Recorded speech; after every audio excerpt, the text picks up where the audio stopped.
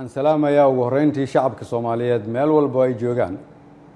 23 February 2017 ayaa la ii magacaabay xilka ra'iisul wasaarenimada qiyaastii 1247 maalmood ayaa ka soo wareegtay muddadaas 3 sano iyo barka ah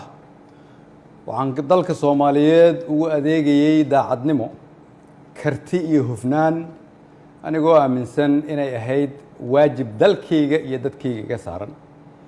muddadaas xukuumadda iyo aniguba waxaan ku guuleysanay howlo waaweyn waxaa ka mid ahaa inaan dib u habeyn ballaaran oo dhaxalgal ah ku samayno ciidamada qaranka oo maanta soo gaaray meel ay u diyaarsan yihiin inay la wareegaan amniga guud ee dalka inaan dib u habeyn ballaaran ku samaynay nidaamka maaliyadda dalkeenna oo dunidu noo soo istaagtay soo celinay kalsoonidii uu caalamku nagu qabay kuna qabay hay-adaheena dhaqaale oo inoo saamaxday in laynaga cafiyo deyn lagu lahaa dalkeenna muddo dheer dadaalkaasi waxa uu ku dhacay soo jeed iyo iyadoo la geliyey wakhti badan waxaan la dagaalanay musuqmaasuqa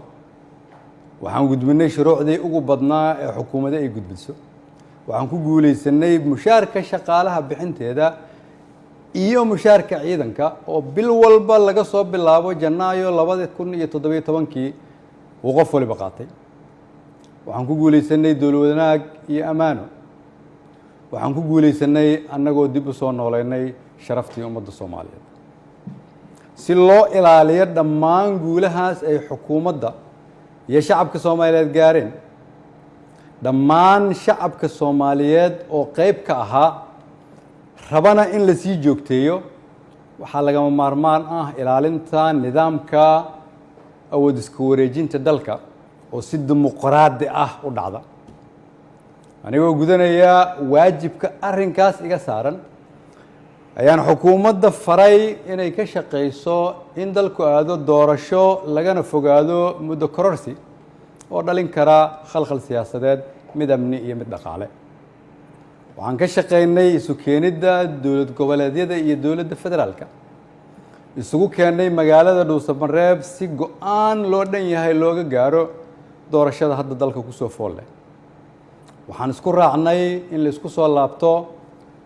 15 Agoosto si loo dhammaystiro geedi socodka doorashooyinka dalka inkasta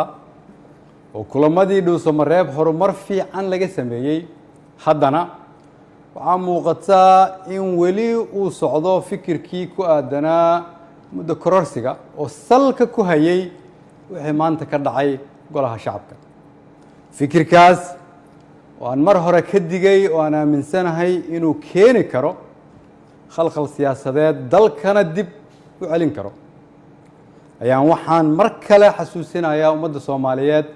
in dalka 4 sano mar ay doorasho ka dhacdo iyadoo xukunkii ay qoro isu dhiib inay tahay dhaqan sax ah oo dalkan lagu bartay ayna tahay kulligeen inaan ilaalino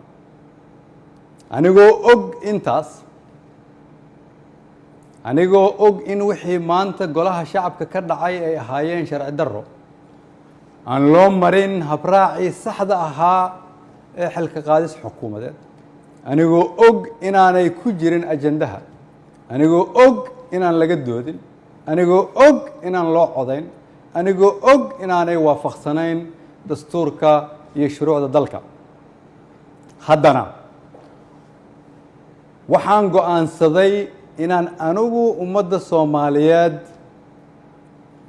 u noqdo tusaale oo aan iska casilo xilka aan ummadda Soomaaliyeed u hayay anigoo dhowraya midnimada dalka iyo inaan dib loogu laaban burbur iyo dhibaato si aan ugu tiro shacabka Soomaaliyeed qaybna aanan uga noqon khalkhal iyo dib u dhac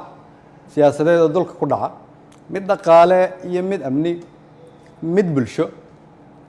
ayaan sida ummadda Soomaaliyeed ugu baratay waxaan u noqonayaa tusaale inaanan marna halkan xukun u joogin laakiin aan u joogay inaan shacabka Soomaaliyeed u adeego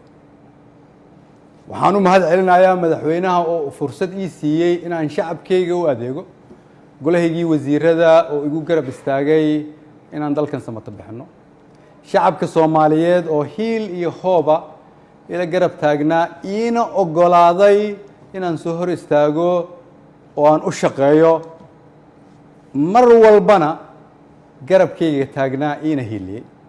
waxaan u mahadcelinayaa saaxiibada Soomaaliya oo xilliyo adag iyaguna na soo garab istaagay ummadda Soomaaliyeed waxaan u rajaynayaa barwaaqo dalkan rajo ayaan ka leenahay kulligeen dalka ayaa kulligeen inaga weyn cid waliba waa inay aqbashaa in dalka loo turo maanta waa maalinteydii aniga ayaa u turay dalka shacabka Soomaaliyeed meel walba ay joogaan waxaan leeyahay waxaan idinkugu adeegay awooddii ugu sarreysay oo aan awoodo haddii ay wax iga khaldameen waxaan idin weydiinayaa inaad cafisaan wasalaamu calaykum waraxmatullahi wabarakatu